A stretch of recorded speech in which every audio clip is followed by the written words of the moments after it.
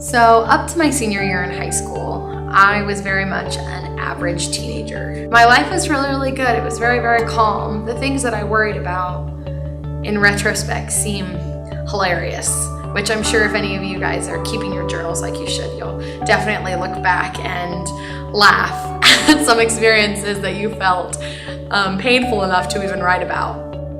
I worried about boys, and I worried, just about school and my friends and my current predicament in life, which was usually I was in love with someone and he was in love with my best friends because they were really attractive.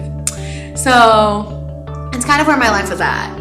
And then I found out the day after Christmas, my senior year, that I had cancer. It was a very alarming time for me because when you're just going along your path of life, you don't really expect a semi to hit you. Like you don't think that this huge thing is gonna happen. Like that's cancer something for old people, or cancer something for just anyone other than me. Growing up, I had always felt like I wasn't really worthwhile, but the one thing that I did love was my hair, because it was the only thing that people seemed to notice about me when they met me. Like I had people in the hall when I'd walk to class touch my hair because they were just like, wow, you just have this beautiful, beautiful hair. And so, which was pretty funny to have people grabbing your hair as you're walking to class. But I liked being that girl. I liked feeling like, oh, like I have one good thing about me. I have my pretty hair. But cancer kind of changed everything for that. I tried to explain to my doctor how wrong he was about me losing my hair, because he said there was a 99% chance that I was going to lose it. And I didn't believe him. I just laughed at him and was like, oh, you don't understand. Like, that can't happen. God wouldn't take that away from me. I remember slowly watching my hair fall out. And that whole experience was really tough for me. I would sit in my classes and notice that my friends sitting next to me would have long blonde hair all over their coats or on them. And it was kind of humiliating for me. So it's like, oh, I'm sorry. It kind of hit a climax on my 18th birthday, because on my 18th birthday, I got caked in the face. It was a tradition. Two of my best friends, they're twin boys, and they cake everyone in the face. But I thought that I'd get out of it because it's like, I have cancer, you can't cake me, but that's not a rule. So I got caked in the face anyways, and which wouldn't have been a problem except that it got icing on my hair. Chunks everywhere. And I remember trying to get it out. But every time I grabbed on my hair to pull out the icing, it would just send out chunks of hair at a time. Which is really hard to kind of watch your hair fall out, but it was harder on my guy friends. They felt terrible for caking me in the face, but they didn't know what was gonna happen. So the next day I tried to go to school, but my hair just kept getting, the little scraggles that I had left kind of kept getting in the way, and it broke my heart every time I saw one fall. So I just decided I was done with it. I was gonna go have my head shaved. So I went to a wig place, and the lady there, she shaved off all of my hair, and my mom was with me, and she just bawled her eyes out in the background, and I was just beside myself because I didn't know what to do without my hair. But I got my wigs that day, and I had a whole assortment of wigs, which was so much fun.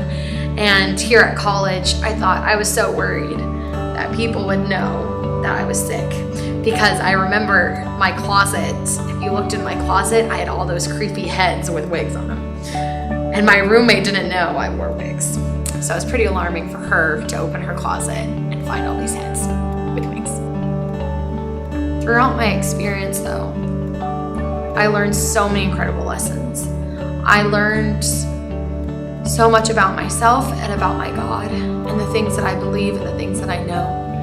I had every prayer answered that I had ever prayed in the short 6 months that I struggled with cancer. Through the chemos and radiations and just the people that I met and the lives that came into mine, I can't even express how grateful I am for the people that I met because I was sick, and the lessons that I learned because I was sick. And I know that my God has a plan for me. I think of all of the experiences that I had, the one that stuck with me the most and the one that I think I'll always really treasure was the day that I actually felt beautiful. And it wasn't a day that other people would think of as a day. It's not that day you go to prom in your pretty dress. It's not that day. For me, it was laying in a hospital bed and I didn't have any hair, and well, the hair that I did have was kind of creepy and very little of it. And I had acne because of steroids they give you to help your immune system, and they had made me super overweight because the type of cancer I had made it so you lose all your weight before you pass away. So they were afraid I was going to lose all this weight, so they made me gain all this weight, and I never lost it. It was in that situation and in that circumstance, I remember laying there in my hospital bed and my mom was with me, and I felt so overwhelmed with love. I could physically feel tangible arms just wrap around me, and I could feel them hug me, and there was this hand that just squeezed my heart, and I knew for the first time that I was beautiful. And unfortunately, I wish that it was something that I didn't forget so often, but I feel as women of God, we do. We forget it a lot, that we're beautiful and we're worthwhile, but we are. And I know that I'm beautiful, and that's something that Satan can never take away from me, and this world can never take away from me, because it's something on the inside that just glows and reaches the people around you. It's an inner beauty knowing that you are a daughter of God, and the standards of this world will change, but that's a standard that doesn't change. You will always be beautiful because of who you are. And it's when you truly know that you're beautiful that you can spread that to others and help other people know that they're worthwhile and that they're beautiful too.